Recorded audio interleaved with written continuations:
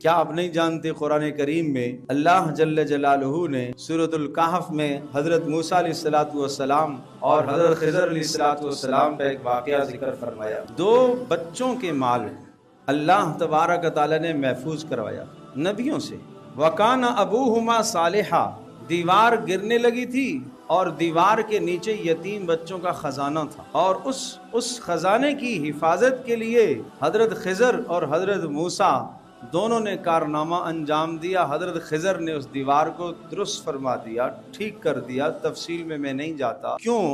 قرآن سبب یہ بیان کرتا ہے وَكَانَ أَبُوهُمَا صَالِحًا، ان بچوں کا باپ نیک آدمی تھا، اس باپ کی نیکی کی وجہ سے بچوں کا مال محفوظ رہا۔ تو مجھے بتائیے کہ جب باپ کی نیکی کی وجہ سے بچوں کا مال محفوظ ہو سکتا ہے تو کیا باپ کی نیکی کی وجہ سے بچوں کا دین اور اسلام محفوظ نہیں ہوگا؟